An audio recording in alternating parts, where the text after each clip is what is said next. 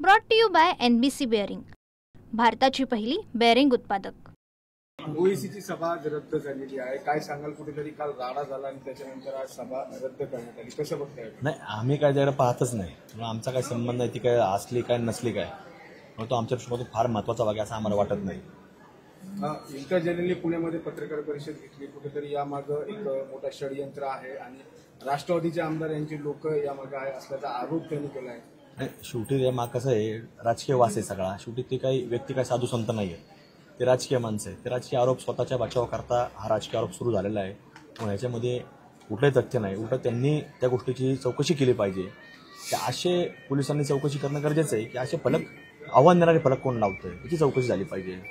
ज्यावेळेला संशयित जे आहे तो त्यांच्या लोकांना समजूसपर्यंत तो संशयित पोलिसांनी ताब्यात घेतलेला होता, मग तो जमाव कोणी जमा केला, त्या गाड्यांची नासधूस कोणी केली, रस्त्याने जाणाऱ्या लोकांना कोणी धक्काबुक्की केली, पोलीस प्रशासनाच्या अंगावर जाण्याचा कोणी प्रयत्न केला, या सगळ्या बाबतीमध्ये चौकशी होणं गरजेचं आहे। त्यामुळं या बाबतीमधला हा तपास अजून अद्याप माझं तरी मत आहे की अपूर्ण आहे, तो होणं गरजेचं आहे।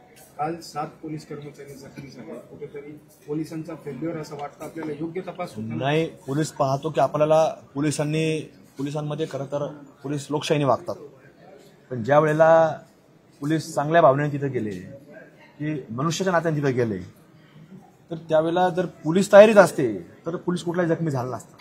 पण ज्या वेळेला काही वेगळ्या पोलीस प्रशासनाला त्यांना कॉल करावं लागलं, त्याच्यानंतर त्याचं आपल्याला पाहिलं की कसा एक चांगल्या पद्धतीने पोलिसांनी देखील जो कायदा हातात घेईल त्याला धडा शिकवण्याचं काम जागेवर पोलिसांनी दाखवलेलं आहे। इम्तियाज जलीलांनी आरोप केलाय की आमची सभा मोठी होणार होती, हे कळाल्यानंतरच हे जाणीवपूर्वक षडयंत्र करून हा कालचा राडा झाला। नाही, निश्चित हे मोठी होण्याकरताच हा सगळा प्रयत्न सुरू होता, पण त्याच्यामुळं आता या सगळ्या परिस्थितीमध्ये आपण जर पाहिलं तर त्यांनी कायदा हातात घेण्याचा प्रयत्न केला नाही। शेवटी हा सगळा महत्वाचा भाग जसं मी सांगितलं की मूळ जो आहे विषय की आव्हान देणारे फलक हे लावण्याकरता कुणी पुरस्कृत केलं, ते फ्लेक्स छापले कुठे गेले, ते फ्लेक्सचे पैसे दिले कुणी आणि ते लावलेत कुणी, आणि त्याचबरोबरीनंतर ज्यावेळेला त्यांच्या काय भावना दुखावलेल्या असतील तर त्या भावना दुखावल्यानंतर ज्यावेळेस संशयित ताब्यात मिळतो तर त्याच्यानंतर जो जमाव जमा केला, कुणी जमा करायला लावला, कशा करता जमा केला, त्यातनं वेगळं काही घडवायचं होतं का, हे सगळं देखील आज पोलीस तपासातनं समोर येणं अत्यंत गरजेचं आहे।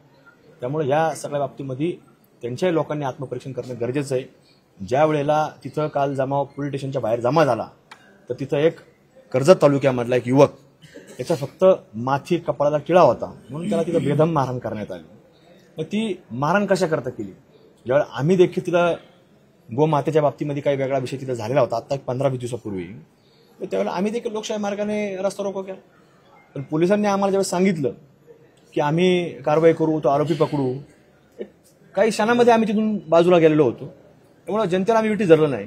आणि तिथं दुसरं जर पाहिलं तर तिथं इतर लोक जे आहेत, इतर धर्मातले लोक तिथं पाहण्याकरता येत होते, पण आमच्यातला एकही व्यक्ती इतर धर्मीय व्यक्तीला कोणालाही काही बोलला नाही, त्याच्या अंगावर हात टाकलेला नाही।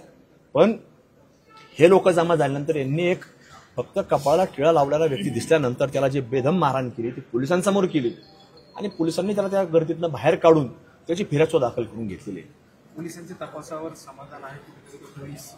नाही, पोलिसांचं जे कालपर्यंत जो तपास केला आहे त्यांचे लोक आणलेले आहेत, पण माझी मागणी आहे पोलिसांकडे की पोलिसांनी याच्यावरती अजून सखोल तपास करणं गरजेचं आहे। ते आव्हान देणारे बोर्ड अजून काढलेले नाहीत की जे पोलीस स्टेशनच्या बाहेर आहे, कोतवाली पोलीस स्टेशनचा बाहेरचा चौक आहे, त्या चौकामध्ये अजूनही ते फलक आहेत, ते फलक लावले कुणी, अशा प्रकारचे आव्हान देणारे फलक लावतोय कोण, ते छापतोय कोण, असे प्रिंटिंग होतातच कशा, त्या प्रिंटरवर सुद्धा गुन्हा दाखल झाला पाहिजे।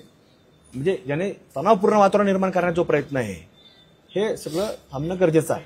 आरोप असा पण राष्ट्रवादीचे काही नगरसेवक AIMI मध्ये प्रवेश करणार होते आणि त्यामुळे कुठेतरी कालचा घडलेला जो राडा आहे तो एक षडयंत्र आहे। नाही, हे जर आपण पाहिलं तर असे प्रकार, हे जे प्रवेश असतात हे असे दर निवडणूक होत असतात। आता निवडणुका तोंडावरती आल्याच्यामुळे हे प्रवेश काय आजच होत आहे असं नाही, हे वेगवेगळ्या पक्षाचे लोक बरेच इकडे तिकडे जात असतात आणि आता ते अजून पुढे गेल्यानंतर आचारसंहिता लागल्यानंतर अजून मोठ्या प्रमाणात होईल। त्यामुळे त्याला काय फार असं काही वाटत नाही मला, आणि ते काय वेगळ्या चळवळीतले नव्हते, ते त्याच चळवळीतले लोक आहेत, त्यामुळे त्यांच्याकडनं काही वेगळं काही अपेक्षित असं काही नाही। 9 तारखेला सभा पुन्हा होणार आहे? नाही, होऊ दे ना, सभेला काय शेवटी लोकशाही आहे, सभा लोकशाही आहे, लोकशाही मार्गाने व्हावी एवढंच अपेक्षित आहे। त्याला कुठेही कुणी अहिल्यानगर शहरामध्ये आमच्या सर्वसामान्य लोकांच्या जीवनावरती काही परिणाम होईल असं कुठलंही काम ह्या लोकांनी करू नये अशीच आमची त्यांना एक तुमच्या माध्यमातून विनंती असणार आहे. शहरात लावले चितवणीखोर बोर्ड असतील, कालचा जो झालेला प्रकार आहे याच्या मागे कोणाचं षडयंत्र असं वाटतं? नाही, पोलिसांनी चौकशी केली पाहिजे. शेवटी फलक लावलेले हे काय काल लावलेले नाहीत, हे 2-4 दिवस अगोदर लावलेले आहे. ते प्रिंट कुठं झाले म्हणजे पोलिसांचा गोपनीय जो विभाग आहे यांनी याच्यावरती गांभीर्याने अजूनही तपास करणं गरजेचं आहे. आणि ते अद्यापपर्यंत सुद्धा काढलेले नाहीत, एवढा मोठा प्रकार घडून सुद्धा काढलेला नाही. ओशोची सभा होऊ नये यासाठी प्रयत्न केले गेले असा आरोप केलेला आहे जिल्हाध्यक्ष परत. नाही, शेवटी हा सभा आता ते घेत नाही, ते काय त्यांचं कारण आहे आपल्याला माहिती नाही. पण त्याला आम्हाला अशी माहिती आता मी इथं आल्यानंतर चौकशी काही लोकांकडनं केली तर ते म्हणले परवानगी आमच्याकडनं दिलेली होती असं त्यांनी सांगितलेलं आहे. मात्र ते घेत नाही म्हणलं तर त्याला आता काय शेवटी हे त्यांचं व्यक्तिगत काहीतरी कारण असेल. Brought to you by NBC bearing, भारताची पहिली बेअरिंग उत्पादक.